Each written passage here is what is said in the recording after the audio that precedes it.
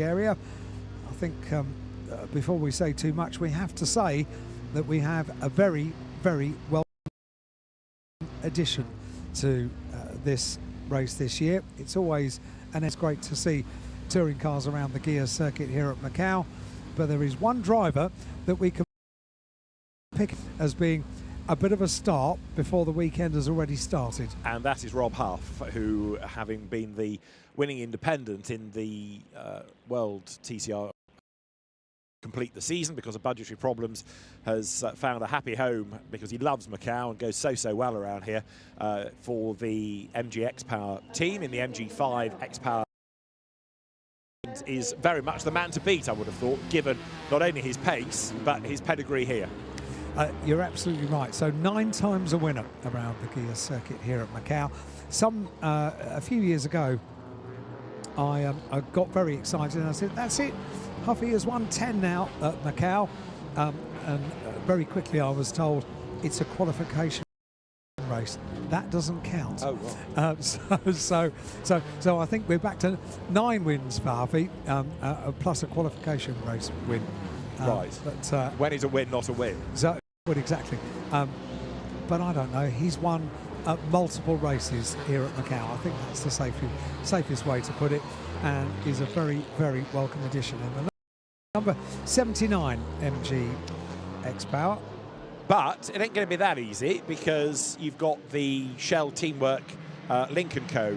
Link & Co's, the cars driven by David Chen, also Sunny Wong and Zhang Chu Chang, of course. And Sunny Wong and Zhang Chu Chang very, very quick last year when they were in the gear race. Now, we do have the gear race, which is for TCR Asia, but this is for the China Touring Car Championship, TCR China if you prefer.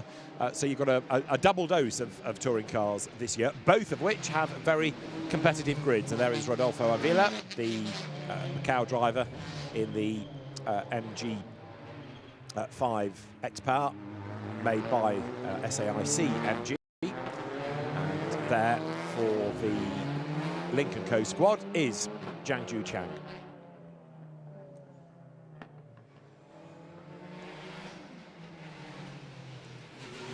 So, as ever, our first opportunity over the course of the Macau Grand Prix weekend to see the liveries unveiled. So many of them will be unique to this event. So many of them think very long and hard about how best to present the cars to the world, because this very much is a world event. Although we've got drivers predominantly from the local regions, one driver from Great Britain, one significant touring car champion in Rob Huff. But this is very much a race weekend on the world stage. Yeah, isn't Rob based in Dubai these days? So he is, yeah. Relatively local, sort of halfway. And has done plenty of his racing over the last few years in Asia and around this region, and has very much had interests in this part of the world. From Norfolk originally, weren't they? Yeah, from Cambridge. I think so. Yeah, Cambridge. Yeah. In MGs, MGB, and then won the Seat Cupra Championship, which put him into the British Touring Car Series, and he went to drive for the RML Chevrolet squad, and then the story really blossomed. And of course, has always been a star in historic Goodwood. And for many years, while he was a World Touring Car Championship driver, carried on racing in the MG as well. That's right. Little car club meetings up and down the country in the UK, and that in our book makes him a proper bloke. Proper bloke. Yeah, exactly. Yes. And there he is. So Huffy at a circuit he loves, confronted by a yellow flag on this outlap, but the clock ticking on down. Behind there, you can see his teammate, Zhang Zhendong. So the 2 green highlighter pens come down towards the Melco hairpin, where it is very crowded indeed, as everybody tries to play themselves in on this outlap. But a great traffic jam arrives. As I say, all of these cars built to TCR spec, which means you've got MG, you've got Link & Co, you've got Audi, Hyundai, what have I missed? Volkswagen is in the mix as well. So there's a nice spread of cars. and a competitive brace of races. I know we're moving ahead of both of the touring car categories, whether it's for the touring car cup or the gear race. Qualifying is into two parts, so you have the top 12 going into Q2, and then you will have the race 1 grid with Q2 for the front of the grid and those that didn't qualify for Q2 making up the back. Then for the second race, you reverse the top 10 out of Q2. 10th and 11th are as is, and 13th and back are those from Q1. So the qualifying gets a little bit convoluted, but it will give us a couple of jumbled grids, and that's going to add to the drama. Which has proven around the world to be a great way to go touring car racing. And it's a proven and tested method to not have exactly the same kind of grid for both races, race weekends. And you mentioned the Shell Teamwork Link & Co racing team, a very, very professional team. Yeah. Beautifully presented cars, aren't they? In a bit of a car park at the moment. Well, indeed. And wasn't it last year in the gear race that they had to work as a team because the leading car had a puncture and the second place car was effectively going to push it across the line, but then they were being caught, so they had to do the switch, so at least one of them won. It was a very dramatic last lap. It was, yeah. Drama, Macau. Yeah, well, yes. Who'd have thought? Surely not. Always. More of the same. Sunny Wong, another front runner, goes through. So we will eventually start to get lap times once they've completed a proper flying lap. But again, it's a chance to scrub in some tyres. All of the cars for this race will be on Michelin rubber. They get 4 sets across the weekend. So actually, you've got to look after them. Bearing in mind you've got 2 free practice, potentially 2 qualifying and 2 equal length races. You've got to look after the rubber. And before travelling around the world became a little bit more tricky over the last couple of years, the Shell Teamwork Link & Co team used to bring in talent, not just driver talent, but engineer talent from around the world. John Waterman, who for the last couple of years has been working with Colin Turkington in the British Touring Car Championship, and Ivan Miller before that, was one of the top engineers that used to work with Teamwork. As I say, when travelling was a little bit more easy, a bit more tricky at the moment. But yeah, that shows the intention, doesn't it? Yeah, absolutely. And up until the cars arrived on a racetrack, nobody really knew what a Link & Co was, but they do now. They certainly do. It rather goes to prove the point of going racing, doesn't it? Absolutely right. So Jiangju Chang has done the target time of 2:39.3. The equivalent session last year, we got them down to 2:36s, so that's your target to see where we can get to. And still trying to get the warmth into the rubber. Rob Huff comes down towards the R bend now, and in a moment he's about to pull the trigger, fire the car out of the corner, over the timing line, and we'll see what he can do next. Again, 25 minutes, the time disappears very quickly, but Rob Huff has managed here to put himself at the head of the queue, clear road ahead of him, so now he can just push, push, push. That's a very important part here at Macau, to be ahead of the queue, and the number 79 car, Rob Huff, is a very infectious character, isn't he? See the dust that you can kick up there, circuit following an incident, and the dust still settling. There was a fair bit of fluid put down on the circuit, which has been very carefully dressed by the marshals to ensure that cars could get back out on the circuit. And out on the circuit they are. 16 and a half minutes of this session remains as we look at the number 55 car, Jie Xinjie, down through the Macau hairpin. No overtaking. That's why the LED panel light flashes green at the end of the exit of the Macau hairpin, indicating that overtaking permitted once again. Team Jiangju Chang, one of the Shell Teamwork Link & Co racing cars, number 19. still not happy that there is all the heat in the tyres that's required on that car. So just a little weave on the widest part of the circuit up towards the line. But as we say, this isn't qualifying, this is free practice, this is acclimatisation, getting used to the circuit, finding out where the little bumps and potential areas might be on the circuit to be thought about over the course of the weekend. So there is Jiangju Chang, the fastest then, by just over a second from Xie Jinjia's Volkswagen. More task wheel out of Lisboa. And again, finding clear track space, absolutely crucial in all of this. And that seemingly is what we've got here for the top car. And he's gone quicker again in the first sector. So, as I say, a 2:36 was the free practice target for a TCR spec car here last year, and that's what they're aiming for. A little bit of, is it sticky tape or damage flapping at the back of the car? I was looking at that. It's had a scrape somewhere, hasn't it? It has, but it's not affecting the pace, that's for sure. And I'll say this again as well, a scrape? Yes. Surely not. Up to second goes Sunny Wong, half a second back now. So you've got the Lincoln Co's 1 and 2. And then for Z Speed, Yang Xiao Wei is third in the Hyundai Elantra. That's the number 20 MG that we're looking at, so Rodolfo Avia, one of the regulars here at Macau. So many of the drivers come back year after, is it?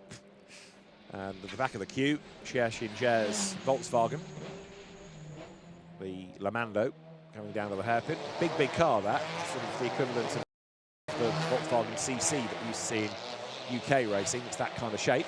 They're all pretty nimble around the Macau hairpin, aren't they? We got used to watching GT cars a little bit earlier on, the GT4 cars, GTC cars, and they're a bit more of a handful around the Macau hairpin. And we do say it quite regularly, but cars over the years have got bigger and bigger. There in strife is Tao Hong Wei, another of the MGs, and that's him done. Out of the car, I fear there could be one of those brightly coloured flags coming now to stop the session. I think you might be right. That car needs a lift. MGM Macau Touring Car Cup Free Practice 1. So we're at about the halfway point, red flag. There you go. So again, this eats into the session. So number 7 it is that causes the stoppage.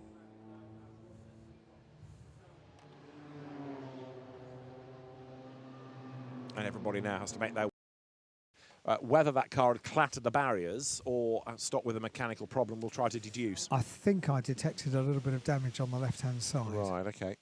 So, good spot. Yeah, I think so. Certainly the car going no further on its own, so requiring a lift to get the circuit back into condition. What have we got as far as times are concerned? Got all very excited about Rob Huff. He's currently 14th in the number 79 car. But again, you could argue it's only free practice. It's only free practice. It's all about learning. Different drivers, different teams will have a different program here. Or knowledge of the circuit and or the car, then you can go out and not chase a time. You can scrub tyres in, scrub brakes in, bed brakes in. Different people will have different things. So, yes, it is occasionally tempting to read too much into a timing order. I know, and it's day 1 of Macau, so we're excited. Now that's either had a hit already or a puncture or both. So, side of the car. That's had a solid whack, hasn't it? Yeah. Comes to a stop, and naturally, red flag instantly comes out, and but everyone else into pit lane. Normal life carries on in the background. You see just to the right of the screen. So it's always just slightly surprising when you see the normal day-to-day life of Macau alongside a racing car. And actually, we're looking at it from being involved in a race with normal life going on. Of course, there are plenty of people driving around thinking, what's going on over there? Yes, and looking at a racetrack. I'm driving along next to a racing car. Yeah, and you and I don't get the chance to do that very often. Last week, I was at a circuit. I discovered a motocross track just next door, and I did exactly that, and suddenly found myself weaving into the middle of the road because I was looking at this motocross track just next to the Barcelona circuit. Right, red flag then, everybody back in the pit lane, and as soon as this rather hobbled MG of Tao Hong Wei has been brought back to the pits, or at least moved out of harm's way, then we'll be good to go once again. But how many laps they will get depends on the length of this clearance operation. It might be a relatively brisk recovery, this one. It takes them a while to complete the in-lap into pit lane. But unfortunately, until everyone's in, you can't really allow marshals to go trackside. Exactly that. Yeah. Brisk recovery, by the way, sounds like the sort of band you have on 6 Music. So confirmation that it is number 7 that stopped out on the circuit. There is the... Calm yourself, Hyde. There is the aforementioned Rob Huff, who will not be over the moon to be only 14th fastest, but I think will be fairly sanguine about the fact that it's early in the weekend. I'm going to make a note of it. It's a good name for a band. You can have Limp Bizkit, you can have Brisk Recovery. Brisk Recovery, yeah. There, Yang Xiao Wei with the Hyundai Elantra. Hyundai, I think, now must be up to something like 3 different models they've had in TCR. They had the i30, they've had the Veloster, now the Elantra. 51 being pushed back, Wui Fan with the Audi RS3 LMS TCR. Early adopter Hyundai, weren't they? There from the start. Yeah, as was Audi. Yeah. Discussed in a different class already today about the benefits of going motor racing or rallying with things like Mitsubishi, but is another very recent brand that, thanks to racing and rallying, has completely transformed its image. Hasn't it? Yep. Yeah. Absolutely right. And of course, championship close to both your heart and my heart, the British Touring Car Championship. Hyundai with the title-winning driver this year. That's right. Yeah. So a lift is taking place on the MG, and the clock will continue to count down. We don't have a image in the commentary box here of exactly how much time will remain, but it's not going to be that much as we have a look at the drivers down in pit lane, staying firmly focused, ready to get back out on circuit just as soon as they get the word to do so. Pushing back the number 71 car, Chan Tang Yi in the 71 car. Currently 5th position in this free practice 1. They will be back out on circuit towards the middle of the afternoon, just before 3 o'clock, 2:55 to be exact, of Ling Chang Hua.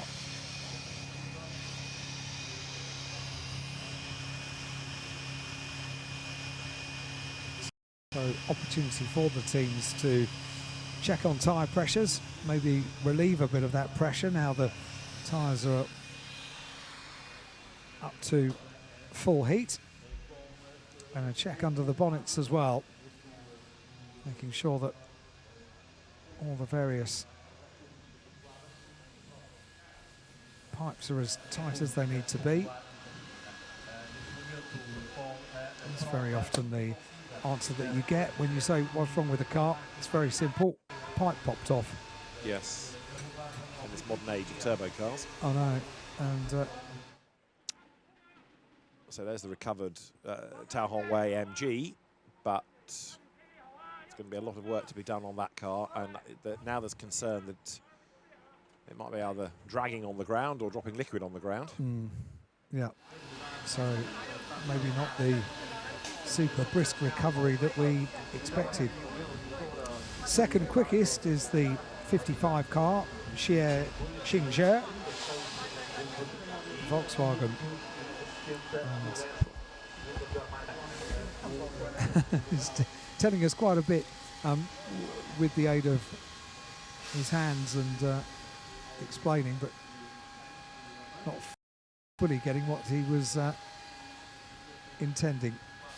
Number 63, 10th quickest, the VW of Lu Wan Hu. Car number 63.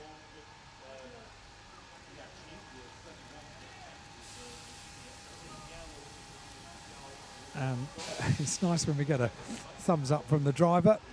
Very often we get quite an excitable wave as well. But, as we look at Rodolfo Avia, number 20, MG, talking to the team. I'm not sure how easy it is to see when we're just looking at the cars down the pit lane, but it's a reasonably small pit lane. It's not compared to Grand Prix circuits at Silverstone, for example, a circuit that we would go to regularly. Nowhere near the kind of space for the teams to work on the cars. And of course, they don't have garages that they're given to the Grand Grid, in other words, the single-seaters. So anything that they need, they've got to bring from the outer paddock. And the paddock itself is a car park, isn't it? It is on a number of levels. Yeah. And we were mentioning earlier on that in the heat of the day, that can be a fairly warm place to be working. And it's a fairly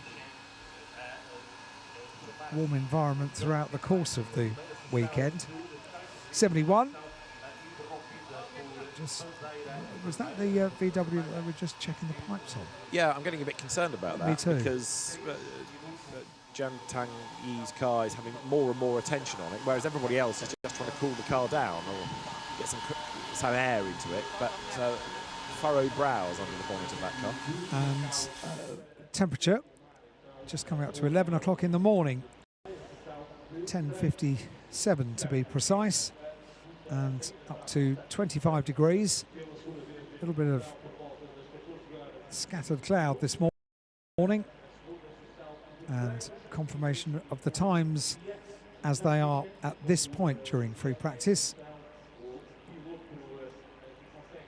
Waiting for further instruction. It was looking as if that car might be slightly problematic bringing it back. So yeah, the important point about this is that the clock is continuing to count down, and they only had 15 minutes, I think, on the remaining on the session. They're going to end up soon, I fear, in a position where it's going to be another one knocked on the metaphorical head, because they're going to run out of time. Made the point earlier, worth making again, that they're cut off for when the roads reopen, and of course there's work that has to happen before you can allow normal traffic back onto the road. So it's I think because of the suspension damage, the car was dragging on the ground. It therefore needs a lift, and they're going to have to put something under the back of it. Yeah, look, there's a little dolly, isn't there? Popped it onto a dolly on the right, on the and right they need to do the same on the left-hand side as well. So it's nearly off the road. I mean, the good news is it doesn't have to go to the pit lane. It can just go through that access gate, and maybe that's why it's got to be on a dolly, so they can turn it round. They can twist it and round. the session won't be resumed. Yep. So confirmation. I hate to say I told you so. No, you were absolutely right. So that's another session this morning for free practice 1 that won't be resumed. So I think the only one that we've had without interruption was the GT4 cars, wasn't it? Yeah, we had 1 or 2 in strife at the end, but it did go the distance. That was on the very final lap, wasn't it? Yeah. Right, so having got that through the access gate, now they can turn it round and take it to the pits because the session won't be resumed. Yeah. So big frustration. At the end of the session then, the drivers will be frustrated that they didn't get the mileage, and anything they were hoping to plan and try, they're going to have to do again, or hold on to that plan for FP2. But again, from the race officials' perspective, there's not much they can do. If people have these incidents and cars are in dangerous places, they've got to stop the session. And I think it's probably also worth making the point. Drivers know when they come to Macau that this is or not to be expected, but never a surprise when it happens. No, and in fairness, it's not just Macau, it's street circuits in general, because there is the room. But yeah, it doesn't make the frustration any better. But yes, you're right, the drivers do know that it is all part of being here. And it does sharpen them up, because they know that they can't be making mistakes, then they haven't got the runoff area. So well, they're back out on circuit at 5-3 this afternoon. Overall's off, and not much faster. Just Rob Half comes back to us. I don't know. Maybe they no push. They put. We caught the Lincoln car in the straight, but only we were quicker in Madrid. Yeah. All right, let's see what happens. So discussing the relative pace of the MG compared to the Lincoln Co's, but I was quite enjoying that conversation. Yeah, but they haven't had a lot of time really to assess things. Fastest, Jiang Chucheng then for Link & Co. From Xie Xinjie in the Volkswagen, and then Sunny Wang rounding out the top three at the end of a truncated MGM Macau Touring Car Cup Free Practice 1, part of the China Touring Car Championship. Rob Huff down in 14th, but he'll be higher than that, I'm sure, when we have FP2 times later on in the day. So big frustration that, again, the drivers didn't get terribly many laps in, but we look forward to seeing them back out on track for the second session for the MGM Macau Touring Car Cup this afternoon.